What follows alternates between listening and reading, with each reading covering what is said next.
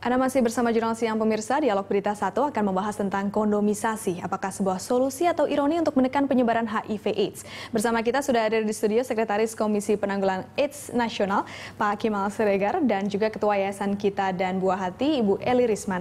Namun sebelumnya kita akan lihat terlebih dahulu cuplikan berikut ini. Melalui hubungan seks, kalau misalnya suntik untuk jarum suntik narkoba gitu-gitu. Biasanya sih dari seks bebas, terus kalau penggunaan suntik yang samaan kan jadi penularannya dari darah gitu sih. Caranya melalui penggunaan narkoba, melalui suntiknya, melalui hubungan seksnya itu sendiri. Itu aja sih. Penyebaran HIV/AIDS dengan berhubungan intim dengan seks dengan lawan jenis tapi yang berganti-ganti, terus dengan suntik, jarum suntik, narkoba ya. Ada suntik yang kalau ganti-gantian, terus juga kalau hubungan seksual, terus kalau misalkan berciuman, terus salah satunya HIV dan dia sariawan itu juga bisa menular. Penularan itu kan bisa dengan berhubungan badan, suntik narkoba, bersentuhan darah. Tapi kalau untuk kayak ngobrol ini bersentuhan tangan tapi tidak ada darah yang nyambung kan itu nggak bakal ketular. Selesai.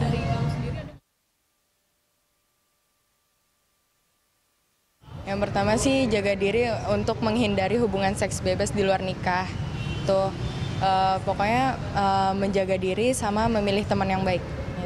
Ya menjaga pergaulan aja, jadi kita harus pilih-pilih, sebenarnya bukan pilih-pilih teman, tapi cara kita bergaul dengan itu harus lebih menjaga diri aja. Dengan cara yang nggak usah jangan ganti-ganti pasangan, terus ya kalau mau ya dimuhrimin dulu. Ya kita sih sebagai remaja Indonesia pacarannya lebih sehat dan kayak gitu, jangan lewat dari normalnya deh. Ya, Pak Kemal, saya ke Pak Kemal dulu. Setelah kita lihat tadi dari Vox Pop, sepertinya pemuda-pemuda Indonesia ini sudah tahu apa itu HIV/AIDS dan bagaimana penyebarannya. Lalu Pekan Kondom Nasional ini tetap dilaksanakan, kenapa sih, latar belakangnya apa?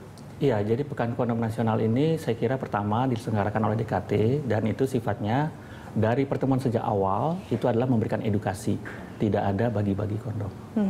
Namun sepertinya edukasi ini kan sebenarnya sudah ada ya, buktinya mereka tadi jadi, bisa menyebutkan. Edukasi itu tidak mungkin bisa kita capai hanya dalam waktu 1 pekan gitu. Itu tentu membutuhkan suatu perjalanan yang panjang. Jadi saya kira remaja kita sebagian itu sudah memahami, memang sebagian besar remaja kita memang masih sangat terbatas. Nah inilah tugas kita masih panjang. Nah ini memang Pekan Kondom Nasional ini kan bukan yang pertama kali, sudah dilakukan sebelumnya ya Pak ya. Untuk yang sebelum-sebelumnya bentuknya seperti apa sih Pak? Iya, jadi sejak awal kita hanya mengatakan bahwa yang namanya edukasi itu bahasa harus diperhatikan sesuai dengan umur, kemudian isi pesan juga harus sesuai dengan umur, kemudian ketika bicara kondom, ketika bicara alatnya itu sendiri, itu hanya bisa di tempat-tempat yang berisiko. Nah kalau untuk latar belakangnya tadi saya kembali ke sana, memang tingkat HIV/AIDS ini belum berhasil sejauh ini dengan sudah adanya edukasi dan juga kampanye seperti itu. Jadi, lalu ini tetap dilaksanakan? Edukasi kita harus komprehensif. Pertama adalah di masyarakat umum seperti yang tadi remaja itu betul sekali, tetapi juga ada yang namanya program di tempat yang berisiko. Tentu semua pihak akan berperan di sini. Kalau di tempat umum tentu adalah peran daripada pendidik, tokoh agama dan seterusnya. Sedangkan di tempat yang berisiko adalah teman-teman yang bekerja di lapangan. Jadi itu harus dilaksanakan secara komprehensif. Nah, kegiatan yang dilakukan pun sangat beragam dan kondom itu hanya salah satu. Pembagian kondom itu hanya salah satu. Bukan, kondom itu hanya salah satu. Oh, oke. Ya, karena kalau bagi-bagi kondom kan berarti kita buang uang kalau salah sasaran kan. Berarti apa saja kegiatannya yang selama ini dilaksanakan? Kalau penyuluhan itu tentu untuk masyarakat umum. Nah, tentu katakanlah tentang kesehatan, apalagi masyarakat yang belum ada secara seksual belum aktif. Jadi tentu adalah perilaku sehat dan seterusnya. Nah, kalau dia belum saat umurnya, belum mampu, tentu yang penting bagi kita adalah abstinensia. Kita mengenalkan rumus A, yaitu berpuasalah. Hanya bagi mereka yang mampu ketika sudah saatnya Kalau berpasangan pun kita meminta adalah pasangan yang syah, kan kemudian be faithful, yaitu saling setia pada pasangan. Nah, yang berikut inilah yang kemudian yang berisiko, yang sesungguhnya yang banyak ini seringkali bisa terganggu oleh yang kecil ini. Oke, nah sekarang saya ke Bu Eli. Kalau menurut Ibu sendiri sebetulnya perlu nggak sih kampanye seperti Pekan Kondom Nasional ini? Sebentar ya, Awis, boleh nggak saya tanya sesuatu kepada Pak? Pemirsa, ini adalah kesempatan yang berbahagia buat saya karena saya punya kesempatan berdampingan dengan Sekretaris KPAN Pak Kemal Siregar. Pak, saya tadi Bapak mengatakan bahwa Pekan Kondom ini adalah untuk dilakukan oleh DKT. Pertanyaan saya sederhana sekali Pak, sebagai wakil daripada masyarakat, seandainya nggak ada DKT, apakah Kemenkes dan KPAN akan mengadakan Pekan Kondom Nasional, Pak? Ya, tentu kita selalu menggunakan program yang kita punyai. Jadi seperti Kemenkes ketika tadi seperti kepada remaja itu memang sudah punya program khusus yang kita kenal sebagai Aku Bangga, Aku Tahu, yaitu mungkin sebagian daripada peserta tadi yang diwawancara itu banyak sekali pesan-pesan, memang itulah pesan-pesan yang diberikan di Aku Bangga, Aku Tahu. Dan itu memang adalah pesan-pesan untuk remaja. Sudah terjawab Ibu? Tidak. Oh, oke. Kalau gitu, kalau tidak ada DKT, apakah Kemenkes Pak dan KPAN akan melakukan PKN ini? Ya tentunya kan kita yang namanya juga dari nama ya, itu kan harus sesuai dengan program kita gitu ya. Kan yang namanya kalau perusahaan kondom atau distribusi kondom sesuai dengan tugas mereka begitu. Dan perusahaan kondom pun di Indonesia bukan satu-satunya, ada banyak sekali. Dan kita harus mengayomi semua stakeholders, bukan saja katakanlah sektor swasta, tapi juga kalangan pelayanan kesehatan, kalangan media. Oke, baik. Kalau untuk Bu Eli sendiri, menurut saya sebetulnya kami saya boleh disebutkan saya mempunyai network yang luar biasa di Indonesia, insya Allah. Kami heran sekali beberapa pernyataan pada media dari kemarin BBC sampai Detik dan Kompas pada pagi hari ini mengatakan bahwa apa yang kami dengar selama ini bahwa Pekan Kondom Nasional itu diselenggarakan untuk kepentingan menghindari menghindari tingginya penularan HIV itu banyak sekali dibantah. Ya, dan juga tentang bus itu banyak sekali dibantah. Jadi sebetulnya yang bicara benar dan yang benar itu apa ya? Pernyataan Bapak tadi itu tidak konsisten sama sekali dengan pemberitaan media. Alangkah mencengangkannya ya sebuah media seperti halnya Kompas, Detik.com memberitakan hal yang salah sehingga kami masyarakat bisa menangkap hal yang salah dilakukan. Satu, tetapi saya pikir sesat pikirnya luar biasa ya, gitu kampanye untuk menghindari HIV/AIDS masa dengan pembagian kondom dan menunjukkan kampus-kampus antara lain. Kami selaku orang tua dan selaku masyarakat luar biasa cemasnya gitu loh. Bagaimana sih pemerintah ini masalahnya? KPAN ini ketuanya adalah Menko Kesra. Menurut Ibu dengan adanya Pekan Kondom ini justru akan lebih menambah masalah lebih besar begitu? Lebih besar lah, berarti anak-anak menangkapnya begini, save yourself, save your partner. What do you mean by that? So I can make sex anywhere, anytime, with whoever I want to, asal saya pakai kondom supaya saya tidak terjangkit HIV. Pesan yang berikutnya adalah seolah-olah KPAN ya dan Kemenkes karena DKT menganggap kami semuanya takut kena HIV dan pakai kondom. Oke, baik. Bu Eli dan Pak Kemal, kita akan lanjutkan setelah jeda berikut. Pemirsa tetap di Jurnal Siang, kami akan segera kembali setelah jeda berikut. Ya pemirsa, kami akan lanjutkan dialog dengan Bu Eli. Ini tadi Bu Eli mengatakan bahwa dengan adanya Pekan Kondom Nasional ini justru akan mendorong generasi muda ini untuk melakukan seks di luar nikah seperti itu ya Bu ya. Justru akan menambah perilaku seks yang beresiko. Bagaimana dengan tanggapan Anda? Ya, jadi pertama sekali pencegahan HIV bukan semata-mata kondom. Kondom itu adalah salah satu. Dan kondom itu kita edukasikan khusus di tempat-tempat yang berisiko. Jadi kalau orang itu belum saatnya seks, kita selalu menganjurkan jangan seks. Itu yang paling penting. Ya, tapi tadi Bu Eli bilang bahwa ada yang dibagi-bagikan gitu ya kepada mahasiswa di kampus-kampus. Nah, justru itu juga sama saja mungkin antara kondom sama pikiran untuk melakukan seks bebas, malahan kepada seks bebasnya itu sendiri tentu ada stepnya. Jadi tidak mungkin loncat orang itu mendapat sesuatu alat. Karena per definisi kondom itu adalah alat kesehatan, baik itu untuk pencegahan keluarga berencana, baik itu untuk pencegahan penyakit menular seksual, baik itu untuk pencegahan HIV. Nah, itu sebagai alat, apakah dengan ada seseorang itu bersentuhan dengan alat itu otomatis dia itu berkeinginan untuk seks bebas tentu masih perjalanannya masih panjang gitu. Nah, sehingga apapun perilaku orang yang melakukan itu, segala sesuatu menuju hal yang baik ataupun yang buruk itu tentu dilandasi oleh niatnya, bukan alat. Oke nih, Pak Kemal, sebetulnya separah apa penularan virus HIV/AIDS ini di Indonesia sampai akhirnya harus diadakan Pekan Kondom Nasional, dan namanya itu Pekan Kondom Nasional ya Pak? Tadi ditanyakan separah apa epideminya. Jadi memang peningkatan jumlah kasus masih meningkat. Nah, tapi peningkatan ini tentu ada dua hal yang harus kita cermati.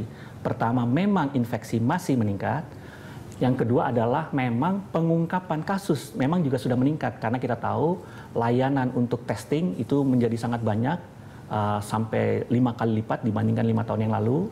Kemudian jumlah yang dites untuk setahun terakhir ini itu sampai 2 kali lipat ya, usaha pemerintah untuk testing, sehingga jumlah yang ditemukan juga tambah banyak. Kalau dahulu itu yang ditemukan hanya 6% 5 tahun yang lalu, sekarang itu lebih dari 50%. Nah, sehingga kalau dilihat tadi makin meningkat, memang masih meningkat. Tetapi kita lihat sekarang, apakah memang di semua kelompok itu meningkat? Seperti tadi teman-teman sudah menyampaikan, itu hanya pada seks yang berisiko. Nah, ternyata di kalangan pengguna narkoba suntik, infeksi baru atau prevalensi sudah mulai menurun, meskipun belum pada level yang terkontrol. Kemudian di antara pekerja seks, memang belum ada tanda menurun, tetapi sudah kelihatan tidak ada tanda-tanda yang menaik. Nah, persoalan kita adalah ada kelompok-kelompok yang meningkat. Nah, inilah kekhawatiran kita. Pertama, ternyata ada kelompok yang meningkat di kalangan pria yang berisiko tinggi. Karena apa? Karena kalangan ini itu sebagian besar adalah mempunyai pasangan tetap, yaitu istrinya. Oke. Nah ini Bu Eli, menurut Ibu sendiri dengan data yang seperti itu, apakah Pekan Kondom Nasional ini efektif untuk menekan penularan HIV/AIDS? Ya, jadi peningkatannya kalau saya nggak salah ya Pak Kemal, 298.000 ya Pak sekarang penderitanya. Kampanyenya pakai salah satu stasiun TV ya, pakai Goyang Sutra, itu ditonton kalau semuanya itu ratusan juta penduduk. Jadi sebetulnya pesan yang mau disampaikan oleh KPAN, Kemenkes, dan DKT sebetulnya apa? Gitu. Kenapa untuk 298.000 ini dan mencegah yang berikutnya dengan cara menyelenggarakan Pekan Kondom Nasional. Artinya pakai akal sehat aja deh gitu ya. Adiknya Awis ikut mendengar itu, kebetulan klik acara Goyang Sutra ya, dan mengetahui lewat semua sosial media. Coba bagaimana tanggapannya dan bagaimana risaunya kami sebagai orang tua, pemerintah kami, Kemenkes, KPAN didikte oleh DKT bisa melakukan itu. Sebetulnya ini kepentingan masyarakat apa kepentingan produsen? Menurut Ibu sendiri sesungguhnya tujuan KPAN ini meningkatkan penggunaan kondom berdasarkan analisa isi media, konten analisis dari semua media yang ada di internet adalah DKT ini satu perusahaan internasional. Dia luar biasa ya. Todd Callahan ini luar biasa dan gengnya itu bisa mendikte kita sebagai bangsa karena dia menggunakan social marketing, diffusion innovation, berbagai macam teknik marketing yang luar biasa yang belum pernah dipakai oleh lingkaran biru dahulu untuk KB gitu untuk menyasar kita, sehingga Awis nih udah saya scan Wis. Ya, sebagai target market. Lalu apa yang saya lakukan sehingga saya tahu, sehingga waktu saya memasarkan produk saya ini, Awis akan merasa gue banget gitu loh. Gitu. Nah, jadi dia menganalisa bahwa masyarakat Indonesia ini lazy mind, bahwa masyarakat Indonesia ini suka kepada musik-musik dangdut dan sebagainya yang memang udah diciptakan culture-nya seperti itu. Dia udah scan, dia pergunakanlah metode social marketing ini untuk mengarah ke situ. Ya, bagus. Saya bersyukur ada PKN ini karena membangunkan kesadaran kami bahwa ternyata pemerintah tidak berpihak kepada anak-anak. Di luar masalah HIV/AIDS ini, sebetulnya HIV/AIDS akan merebak 2-3 tahun lagi karena seks bebas di antara anak-anak. Tapi apakah solusinya dengan membagi-bagikan kondom secara gratis dan menuju kampus ditujukan sebagai tempat yang juga berisiko? Oke, baik Bu Eli, ini sekarang saya mau ke Pak Kemal. Bu Eli mengatakan bahwa KPAN didikte oleh DKT sebuah produsen kondom. Tanggapan Anda? Itu kan pendapat ya Mbak ya, jadi nah tentu saya pendapat saya, kita punya program sendiri, kita harus konsisten dengan program kita. Nah, program kita ini memang diturunkan dari rencana pembangunan nasional jangka menengah 2010 dan 2014, yaitu menjadi strategi dan rencana aksi penanggulangan HIV dan AIDS. Dari rencana kerja 5 tahunan itu kita jabarkan menjadi tahunan. Nah, disitulah sebetulnya seluruh program-program itu ada dan di mana stakeholders yang ada pun terlibat di situ semuanya. Berarti Pak Kemal ini artinya tidak ada intervensi sama sekali dari DKT? Ya.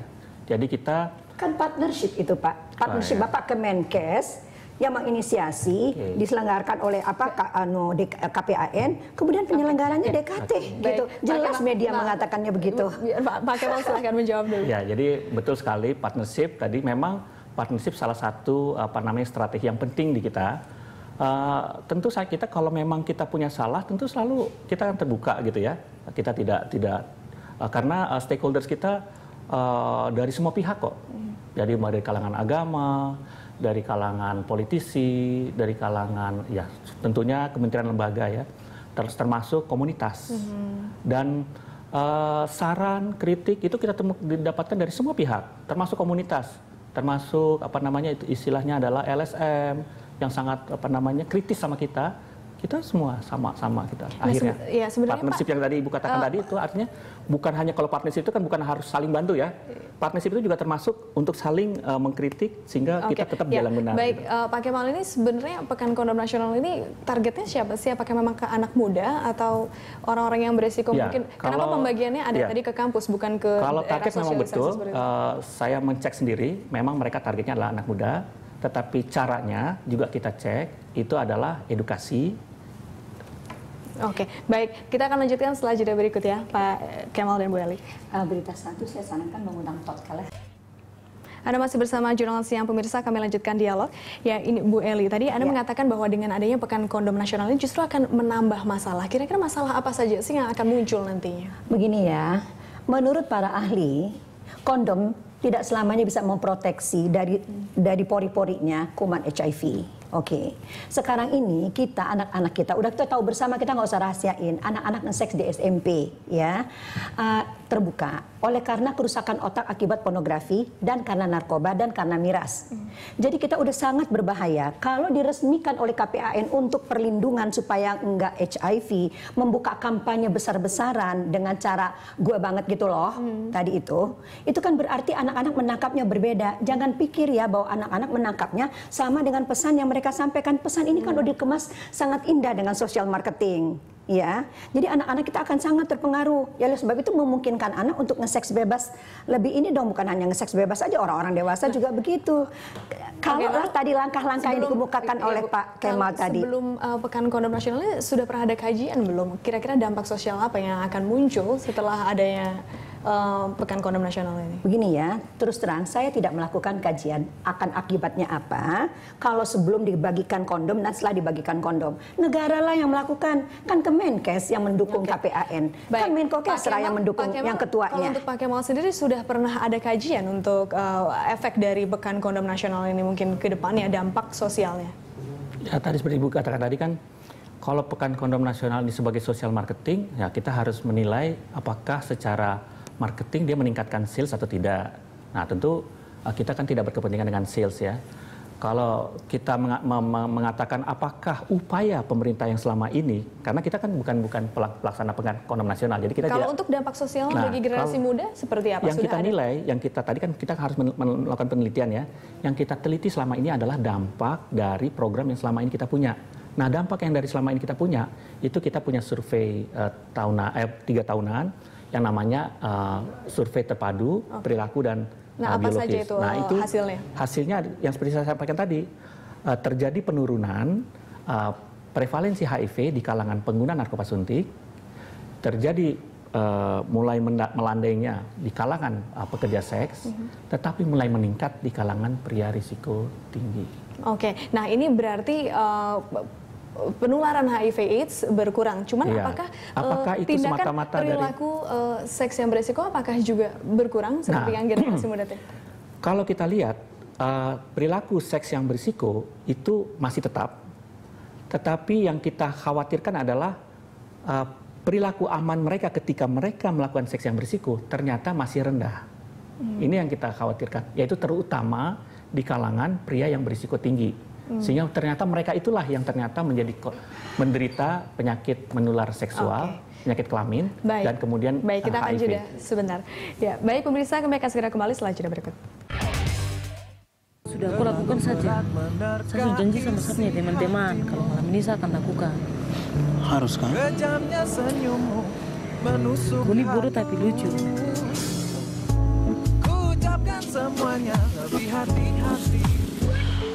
Titius, Ya? kau pernah periksa kah?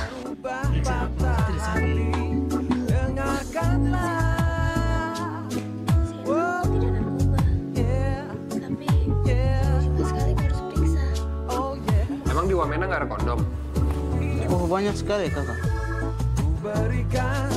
Kalau si TMD itu pakai nggak? Ah, saya juga tidak tahu. Dia pakai tidak kayaknya.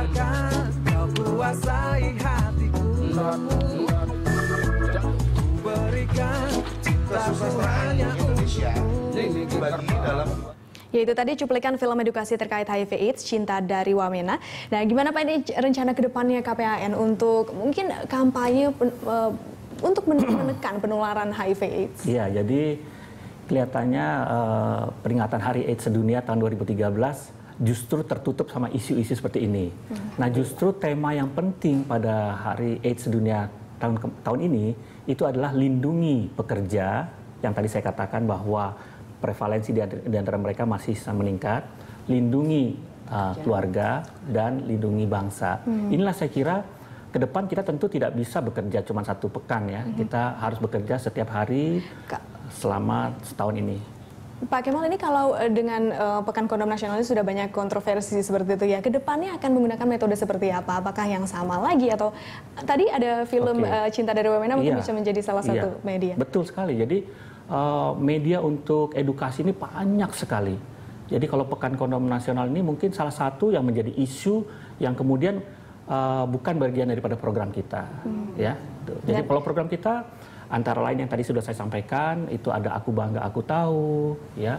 Kemudian yang dilaksanakan oleh rekan-rekan dari kementerian lembaga, rekan-rekan dari Berarti tidak ada mungkin metode yang baru yang mau dilaksanakan, tidak ada, masih akan menggunakan metode yang sama. Iya, yang selama ini, yang selama setahun ini kita gunakan. Jadi bukan ada semacam kampanye sepekan gitu ya, karena itu betapapun juga secara teoritis, meskipun kita belum, tadi kan pertanyaannya apakah sudah diteliti, meskipun kita belum teliti, kami yakin efeknya sangat terbatas. Oke, baik. Sekarang saya ke Bu Eli, ini closing statement Ibu. Jika Ibu bisa mengusulkan bagaimana sih cara yang terbaik untuk mengkampanyekan untuk menekan penularan HIV/AIDS ini?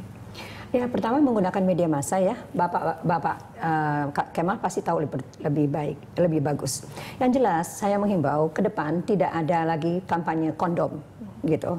Dan kemudian karena saya tahu bahwa Tatkalahan dan DKT merencanakan tahun depan akan mengkampanyekan bukan save yourself and save your partner, tapi kondom bukan hanya alat seks, kondom alat kesehatan. Itu tahun depan. Ya, jadi hal yang seperti ini marilah kita lebih bijak karena kita punya anak-anak jumlahnya 88 juta tersebar di 9.000 pulau berpenghuni. Baik, terima kasih Bu Eli dan juga Pak Kemal telah hadir di Jurnal Siang. Pemirsa tetap di Jurnal Siang, kami akan segera kembali dengan informasi menarik lainnya.